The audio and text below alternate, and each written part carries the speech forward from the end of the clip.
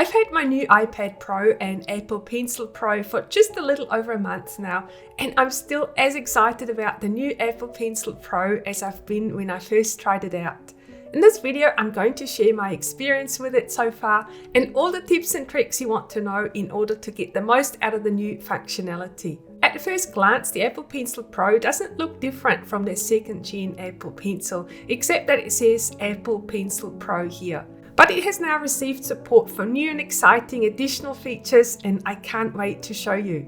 First, you will need to make sure that you've got all the correct settings turned on. Let's get started with this, and let's open up the settings on your iPad and then select Apple Pencil. The first thing you'll notice when you bring up the menu is that this has completely been revamped. There is additional sections now that have been set up specifically to make it work with the Apple Pencil Pro. We've got an action section here which supports both squeeze and double tap, and this is how you can set up your Apple Pencil to perform different functions when you squeeze the barrel. I like showing the tool palette as a default, but definitely try out the different settings here. One feature that is super handy is that you can set the sensitivity of this. If you find that you're invoking squeeze a little bit too frequently, you can change the sensitivity here. Then we've got that double tap feature. This has already existed in the previous version of the Apple Pencil, and I've set this to switch between the current tool and the eraser. But again, definitely try out to see which feature you like the most. And if you find that this gets invoked accidentally, you can also turn it off. Just bear in mind, if you turn this off here, then it will also not work if you're using an app that supports this, for example, Procreate. A nice new addition here is that you can allow double tap only with hover. If you turn this on, this means double tap will only work if your Apple Pencil is close enough to the screen. And you might find this helpful to prevent accidental double taps. Then we've got this new effects section here where you can toggle different features on and off. I've got hover, tool preview and haptics turned on, and then I've got the shadow turned off. Haptics is another new feature that has been introduced with the Apple Pencil Pro, and it's actually a little feature I really enjoy. It provides little vibrations depending on the actions that you choose, and I really think it improves the user experience of using the Apple Pencil Pro. I very much recommend that you toggle this setting on that says only draw with Apple Pencil. It's really helpful to prevent accidental strokes on the screen. And then here at the bottom we've got different pencil gestures. This is not new, but I find this quite helpful, especially when I take a quick note. You can bring up the notes panel here, and you'll see the new features are actually also supported in the notes. So I've got this set to the calligraphy brush right now. So now we can try squeeze to bring up the tools menu. You can long tap on that back button to undo, and then you can see how barrel roll here is also supported. Now I want to show you the difference it makes when you turn shadow on. So I'm going to turn this on now, and you see now the Apple Pencil has this little shadow here underneath, and it kind of knows how you're tilting the Apple Pencil, but I just don't think this adds that much to the experience, and so I keep it turned off. So these are all the Apple Pencil settings that you can adjust. But now let's have a look at Procreate and how Procreate has implemented the new features. Since I first got the new iPad Pro, Procreate has now been updated too, and this is where it gets super exciting. Let's first look at how you can set up the new gestures in the Procreate app. You want to tap on the Actions button and then go to Preferences. Your Procreate preferences will override the iPad settings, but of course they will only work in the Procreate app. The first thing you want to do is make sure that you've got your brush cursor turned on. You will see later on why this is quite important. And then we're going to go into the gestures control, and I'm going to show you how I've got these gestures set up. Let's start from the bottom up with the general settings.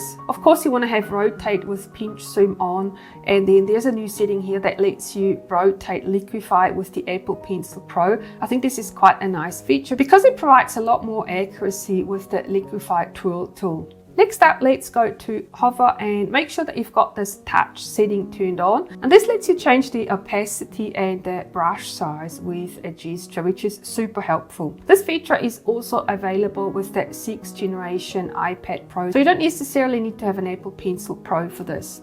Next up is layer select and copy and paste. And you'll see now that we've got some new menu options here. Layer select supports Apple Pencil squeeze, and copy and paste supports Apple Pencil double tap. For some reason you can't set up copy and paste for squeeze, and you can't set up layer select for double tap. So that's why I've chosen to set up layer select with the squeeze function and copy and paste with that double tap. And I'm going to show you now how this works. I've got an illustration here which has got many different layers. And so for example, if I wanted to add another little flower here, it can be quite frustrating to figure out which layer these flowers were on. And so I can squeeze my Apple Pencil and then it'll highlight all the elements on the screen. And so now I know that I've got my little flowers here selected. And now if I wanted to add some more here, it is really easy to do, and I'm assured that I'm always on the right layer. Next up we have copy and paste, and I've set this up to work with the Apple Pencil double tap, and I'm actually using this quite a lot, and that's why I have set it up with the copy and paste menu. Then we've got clear layer, which I've set up with the default scrub gesture. Full screen is the default 4-finger tap. And then we've got that quick menu, and I want to show you this in a little bit more detail because I feel this is a bit of an underrated feature, but it's actually really helpful. You could set this up with Apple Pencil double tap or with Apple Pencil squeeze, but because I've already used these two gestures for other functionality, I have set it up to be invoked when I tap the little square icon here. So let me show you how this works. So now if I just tap on that square icon, it brings up the menu here. One of the things I use a lot is the guide. So now I just tap on the guide and now the guide becomes visible. And if I want to turn it off, I just tap on it again. And this is really much faster than going to the wrench icon, tapping on canvas, and then tapping on drawing guide. So if I just tap here and then turn it off, this is really much faster. And you can set up a lot of shortcuts through this. I also find alpha lock really helpful. Let me show you how this works. For example, if I wanted to color in this yellow flower a little bit differently, I would alpha lock this so that I don't accidentally draw outside. So in order to do that, we select this layer first, and then we turn alpha lock on, and then I can start adding a different color here to this flower like this. And all the other gestures I've left at the default settings because I like them, but especially for the eyedropper, you might like to try Apple Pencil Squeeze, especially if you don't want to use it for layer select. But now let's get to the most exciting update in my mind, which is barrel roll. This now lets you update your brushes so that they can react when you rotate the Apple Pencil. I've created this little test brush set to show you exactly how this works. You can get this brush set for free from my website if you want to try it out for yourself. So now when you hover your Apple Pencil and rotate the barrel, you can see a little preview of the direction of the brush. This is why it's so important to turn your brush cursor on. You can fine-tune the setting in the advanced cursor settings to only show that brush cursor while hovering or while painting, but to be on the safe side, you want to turn on both. For brush outline style, I have it set to per brush because all my brushes are so different and it can sometimes be annoying to see the cursor, but definitely experiment with these settings to make them work for you. So now let's open that Procreate Brush Studio to see where we can apply the new barrel roll settings. The most obvious place is in the shape source. There is now a new input style section here which supports touch only and azimuth, which are two options we've had before. But now there's a third option here that supports barrel roll.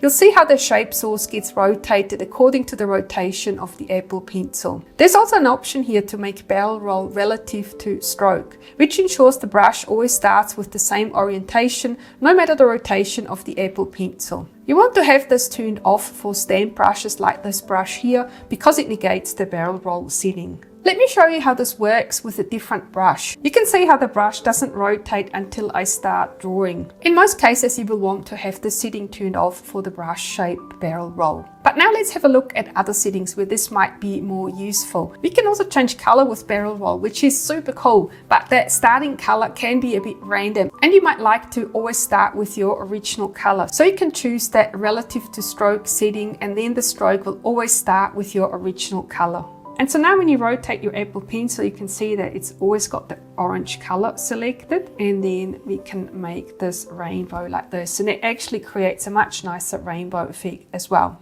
So now you've already seen that we can combine barrel roll settings for shape, source and color, which is already very exciting, but there's more. What if we select barrel roll for our shape, have it change color and also change the size? You will find this in the Apple Pencil settings here, where barrel roll allows you to select not just size, but also opacity and blend. And so now we can create this magical starry sky really easily. And of course, the same thing also works for stamp brushes like this little petal. With stamp brushes, you will need to make sure that you turn off relative to stroke for all your settings, otherwise you won't see any variations to your petal. And then for this last brush here, I wanted to show you what happens when you combine hue changes on color pressure and barrel roll at the same time, and also change the bleed on barrel roll.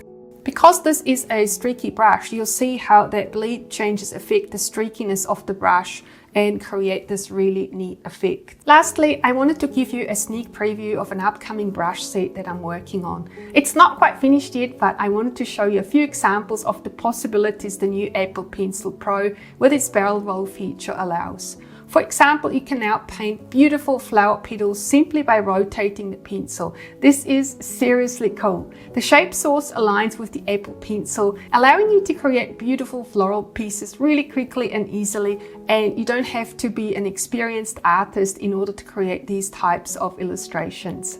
I really hope you found this video useful. Give me a thumbs up if you liked it and subscribe to my channel for more. Thank you so much for watching, and I'll see you in the next video.